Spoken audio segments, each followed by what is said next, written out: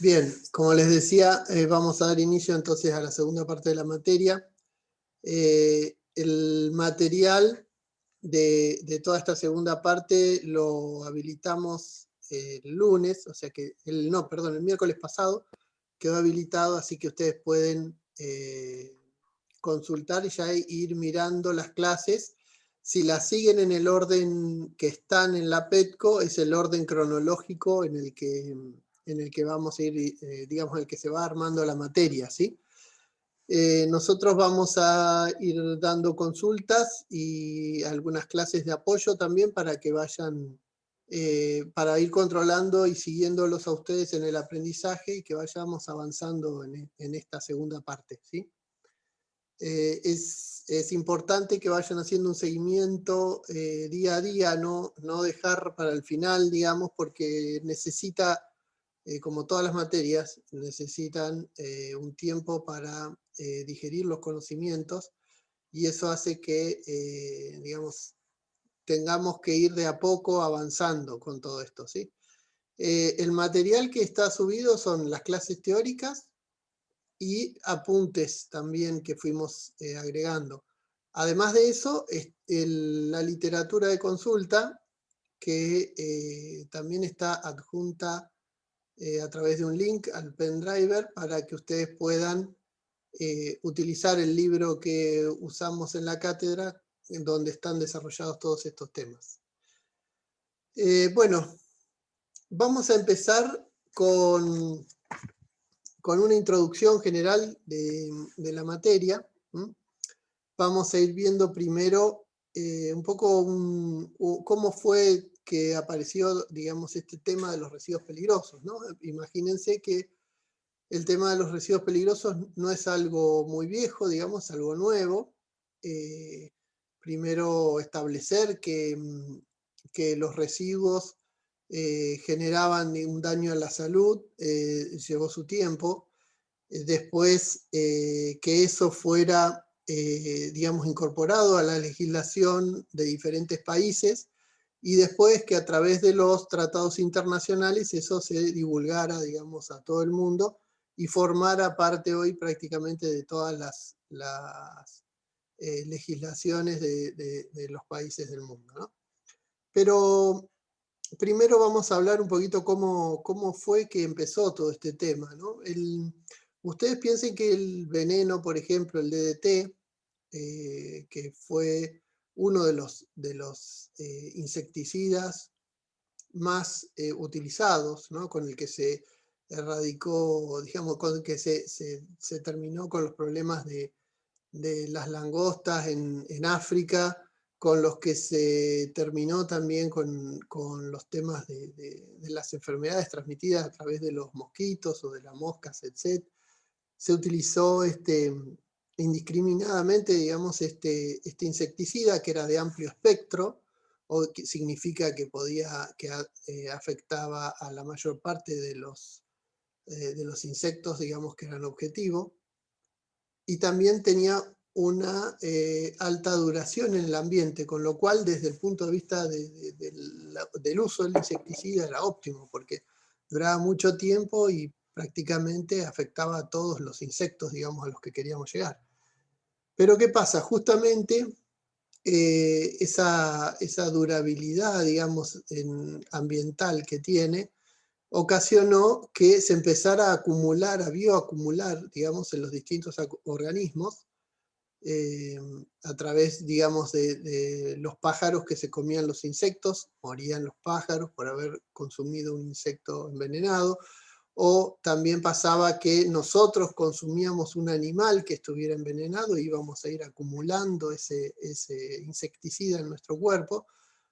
El DDT empezó a acumularse en el planeta y empezó a detectarse en calamares del fondo del océano, en los pingüinos de la Antártida y por supuesto en los seres humanos, ¿no? Imagínense que los pingüinos de la Antártida y los calamares del fondo del océano no tenían ningún tipo de contacto directo con las fumigaciones de DDT.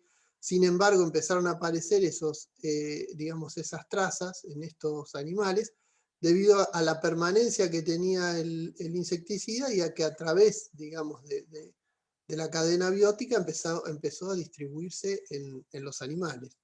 Además, empezó a pasar que también producía, digamos, el insecticida podía llegar en su estado volátil, digamos, en forma de vapor, se podía mover a través de los vientos y precipitar a través de las lluvias en distintos lugares de la Tierra. Bueno, el DDT fue uno de los primeros avisos que tuvimos, digamos, de que estos venenos empezaban a ser peligrosos, no solamente para el medio ambiente, sino también para, digamos, nosotros como seres humanos dentro de ese medio ambiente, ¿no? Que fueron los que fueron prendiendo las alarmas. Otra de las cosas que empezó a aparecer también importante fue el tema del mercurio. El mercurio se utiliza para muchas industrias, pero también para la industria del oro, digamos, como uno de los principales concentradores del oro. El mercurio, digamos, tiene la propiedad de amalgamar al oro cuando está en pequeñas pepitas, digamos, y después fácilmente se amalgama, o sea, se incorpora al mercurio. Entonces nosotros, ¿cómo se hace en la industria del oro? Se molía, digamos, la piedra donde estaba el oro, se le pasaba el mercurio, se retiraba el mercurio que está en estado líquido y podíamos con ese mercurio extraer el oro. Después eso se cocina, el mercurio se evapora rápidamente y precipitábamos el oro. Bueno, en las grandes, digamos, explotaciones de oro, como pasó en Brasil, en el centro del Amazonas, donde hay, en la cuenca del río Paraná, hay una zona, digamos, de explotación tradicional de oro, donde se explotaba a través del mercurio. Este mercurio, digamos, se movía a través de las napas freáticas hasta los ríos, y ahí era digamos, incorporado por los peces a través de su alimentación, y después de los peces pasaba a los humanos, ¿no? Es bioacumulable porque el mercurio, una vez que ingresa al cuerpo, no lo eliminamos, ¿no? Entonces, a medida que nosotros vamos tomando nuevas dosis de mercurio, porque comemos peces contaminados, empezamos a incorporar ese mercurio dentro de nuestro organismo. Después apareció también, digamos, el PCB, que es un aceite que se utilizaba para la refrigeración en general. Excelente refrigerante porque no oxidaba y además tenía una buena capacidad de transmitir calor. Entonces se utilizó mucho en la refrigeración, en motores y especialmente en transformadores. A raíz de varios accidentes que hubo en Japón con PCB que se derramó, el PCB derramado contaminó el arroz, y el arroz fue ingerido, digamos, por la población, generando muertes por intoxicación y malformaciones en la población, en los niños que nacían, ¿no? Entonces todo ese arroz fue destinado al consumo animal. Pero ¿qué pasó? Los cerdos y las gallinas que comieron ese arroz contaminado lo incorporaron en su organismo, y después, cuando fueron consumidos por los humanos, volvieron a aparecer la contaminación en los mismos humanos. Eso también fue otra alarma a nivel mundial que generó, digamos, sobre este tema del PCB.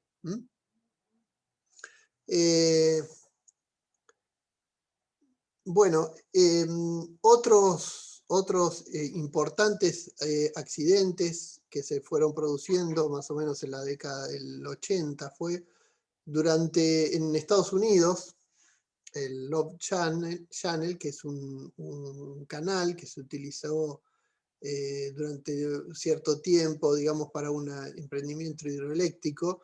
que después quedó en desuso y las industrias de alrededor lo utilizaron en los años 40 y 50 para disponer sus residuos.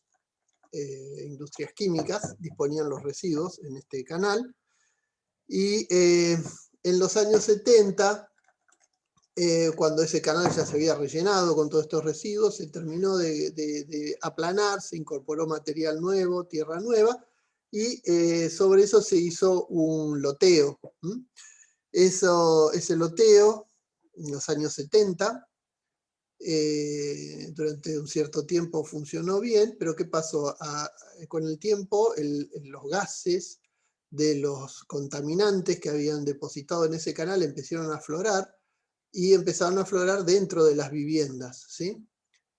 Principalmente en las habitaciones más chiquitas que tenían las casas, menos ventiladas, que eran las habitaciones destinadas a los niños, empezaron a aparecer intoxicaciones agudas, y por lo cual fallecieron 100 niños en esos loteos, producto, digamos, dicen que los olores eran nauseabundos, pero ¿qué pasó? Eso también fue una forma, digamos, que se empezó a encontrar que en los residuos peligrosos, mal dispuestos, generaban gases que podían afectar a la población, ¿no? En el año 80 se abandonó todo esos emprendimientos, se demolieron las viviendas, se tuvo que abandonar todo ese sector.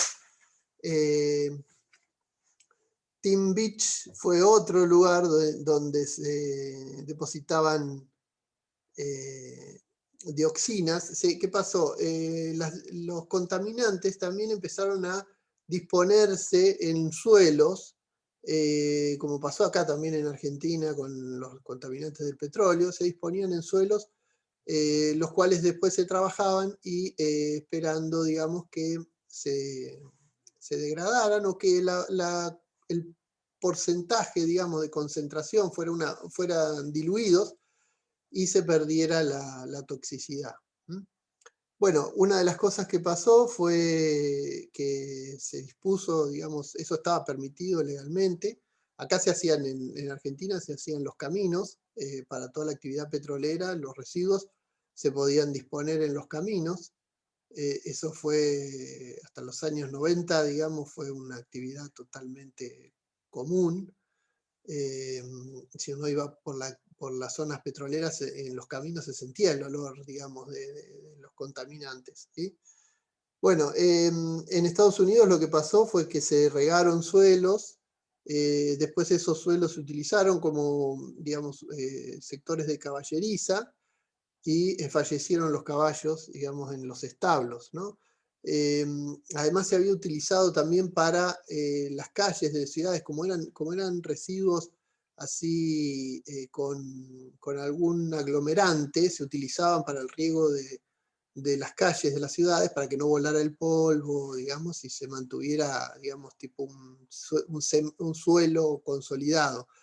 Bueno, eso generó que los olores y la generación de dioxinas, que es uno de los contaminantes más agresivos que ha generado el ser humano, empezaran a afectar. Primero, en el sector donde estaban las caballerizas murieron todos los caballos, pero también empezó a afectar a la ciudad, habiendo un montón de problemas de salud, por lo cual se sacaron 20 centímetros de suelo de toda la ciudad y de los campos donde se habían regado. No obstante eso, había penetrado ya los contaminantes en el suelo y no pudo volver a utilizarse eso, hubo que abandonar el pueblo.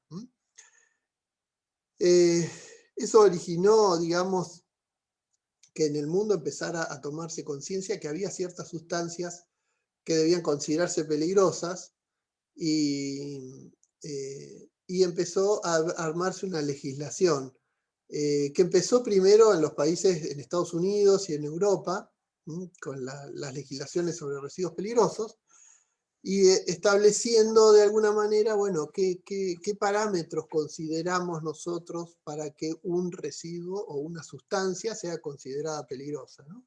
Entonces ahí se armaron categorías en base a la corrosión, digamos, los que son corrosivos, que sean inflamables, que sean tóxicos, que sean radioactivos, o que tengan una reacción química muy agresiva. Con esto se empezó a establecer estas categorías y se empezaron a hacer listados de las sustancias, ¿no? Se empezó a decir, bueno, determinadas sustancias vamos a considerarlas peligrosas, todo aquel que maneje esas sustancias va a ser un generador de posibles residuos peligrosos o manejar sustancias peligrosas, y con eso, digamos, en los países del primer mundo, se estableció una legislación donde había que tomar recaudos para el manejo de estas sustancias, ¿no? Donde no se podía tirar en cualquier lugar, los lugares donde se tiraban debían de estar acondicionados, bueno, se establecían manejos para todas esas sustancias, y muchas de las industrias que estaban radicadas en estos países, ¿qué hicieron?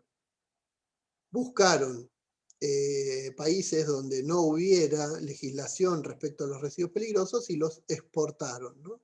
Nosotros acá en Argentina, en la década del 80, recibíamos cargamentos de Francia que venían con residuos peligrosos que se tiraban en el cordón, el cinturón ecológico, que es el relleno, lo que fue el relleno sanitario de residuos urbanos de la ciudad de Buenos Aires y del Gran Buenos Aires, sin tener ningún tipo de barrera para que vamos a ver, digamos, en el desarrollo de la materia, qué recaudos tenemos que tomar, ¿no? Para evitar la migración de esos residuos peligrosos a las napas. Piensen que toda la zona del conurbano bonaerense y del Gran Buenos Aires y de la zona, digamos, de la provincia de Buenos Aires toma agua de las napas. El hecho de tirar los residuos peligrosos directamente en el suelo, bueno, genera infiltración de estos y que puedan acceder a las napas freáticas o a las napas que, como el Puelchense, que es el principal acuífero de la provincia de Buenos Aires, no es 100% confinado. Significa que tiene una interacción con los acuíferos superiores.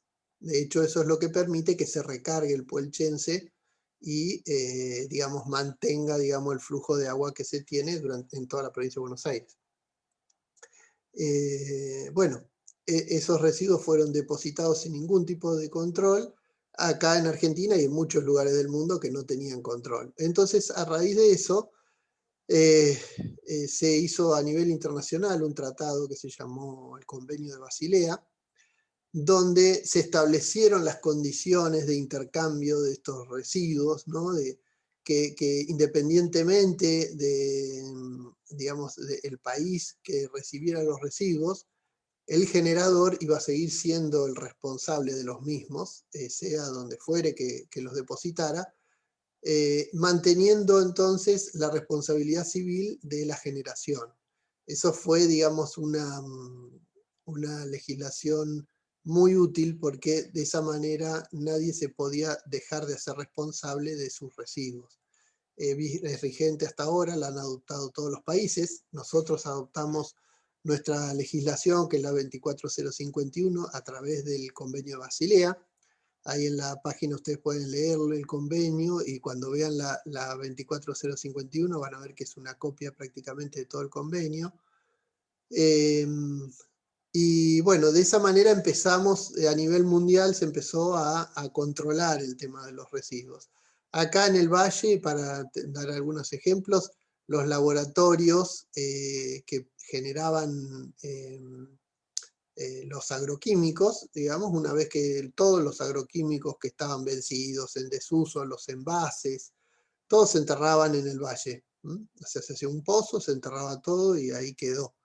Imagínense que eso se liberaba a la freática, acá con mucho más complicado que en Buenos Aires, porque acá nosotros tomamos agua del río y de la freática directamente, ¿sí? Entonces la contaminación de las aguas freáticas, que en este caso son subalveos del río Neuquén, Limay y Río Negro. Subalveos quiere decir que están en comunicación con el río, o sea que entra agua de la freática al río y sale del río hacia la freática. Eso es un subalveo, ¿no? Eso es subalveo, está totalmente conectado y bueno, nosotros en el valle estábamos tomando estos agroquímicos, digamos, en el agua el agua potable, supuestamente, ¿no? Bueno, una de las cosas que, si ustedes se fijan, truchas arcoíris tenemos en todos los lagos de la cordillera, sin embargo, hasta, digamos, hasta las represas, pero cuando llegamos al valle irrigado acá, se perdían las truchas. La trucha es un indicador de la contaminación con agroquímicos porque es muy sensible y por lo tanto no podían resistir, digamos, los niveles de contaminación que teníamos nosotros en el río. Inclusive piensen ustedes que la limpieza de los equipos de fumigación del valle se hacían en los canales de desagüe y esa agua iba directamente al río. Entonces, bueno, todo eso, ese flujo, digamos, de residuos peligrosos, lo vivimos nosotros hasta hace pocos años. Recién esta legislación acá en la Argentina es de los años 90 y, digamos, ahí se empezó a hacer exigir, digamos, estas legislaciones y después aparecieron también acá en Argentina y en el mundo los que se llamó las leyes de cumplimiento voluntario, como la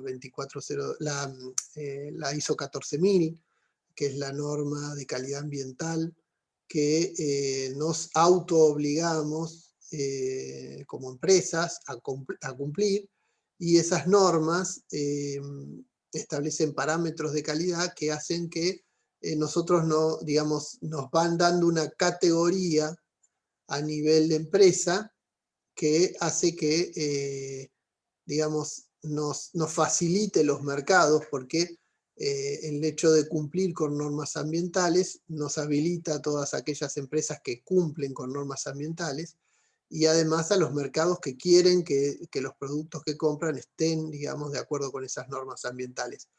No son de cumplimiento obligatorio, pero sí voluntario. Y una vez que uno ingresa en ese sistema, salir de ese sistema implica perder los mercados, ¿sí? Perder esos mercados. También implica pagos de mayores tasas impositivas y de mayores costos de seguros ambientales. Imagínense que estos residuos ambientales que han traído, fíjense, esta gran cantidad de mortandad, ¿no es cierto? Yo les voy a dar ahora un ejemplo, vamos a ver un ejemplo acá en Argentina, que fue una fábrica de agroquímicos, digamos, en San Nicolás, la planta de Atanor, una planta muy conocida. Bueno, la planta de Atanor tiraba sus residuos al río Paraná y por medio de una pileta, tenían una pileta donde depositaban los residuos y después esa pileta drenaba hacia el Paraná. La planta de Atanor empezó a contaminar las costas del río y toda la población que estaba alrededor de la fábrica, como pasó en casi todas las ciudades, digamos, de Latinoamérica, digamos, donde se establecía la fábrica, alrededor de esa fábrica se hacían los loteos y la gente que trabajaba en la fábrica vivía directamente al lado de la fábrica. Vamos a ver acá, les voy a mostrar, esto es un planito que hizo la gente del barrio, ¿no? De los alrededores de la planta, toda gente que trabajaba ahí en la misma planta. Esta, si ustedes ven acá, está la planta de Atanor, ¿sí? Este límite, este es un plano mano alzada que hizo la gente, y todas estas crucecitas que se ven, ¿no? Todas las crucecitas, en estas, fíjense que son 8 manzanas nada más, ¿no? 4 manzanas de 100% y 4 de 50%. Pero fíjense la cantidad de crucecitas que hay. Todas estas crucecitas son los muertos por la contaminación que se alcanzó en las napas y en los alrededores de la fábrica de Atanor. Todos estos son muertos que a través, digamos, de estudios que se hicieron en ese lugar, se pudieron establecer digamos, la condición que habían sido contaminados justamente por la planta, ¿no? Bueno, esta planta finalmente se terminó cerrando, toda la parte de producción ¿cómo es que se llamaba el producto este? Ellos producían, bueno, se terminó cerrando, no me acuerdo el nombre del...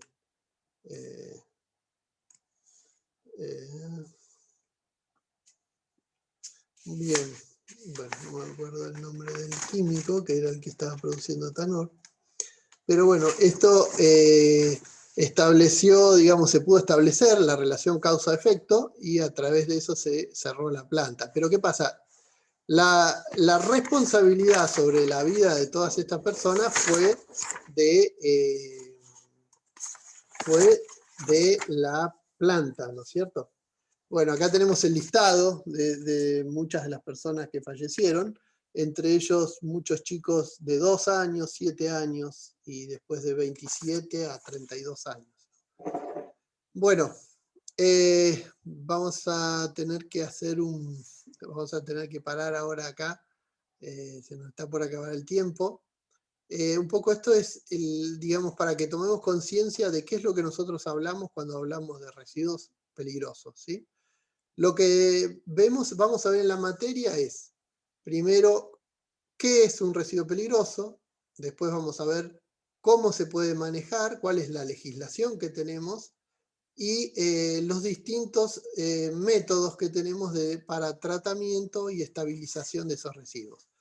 Así como también las disposiciones finales que podemos darle adecuadas para estos residuos peligrosos. Y además vamos a ver que en muchos casos, así como tenemos la recuperación de los residuos sólidos urbanos, en los residuos peligrosos también podemos reconvertirlos para el uso industrial, ¿sí?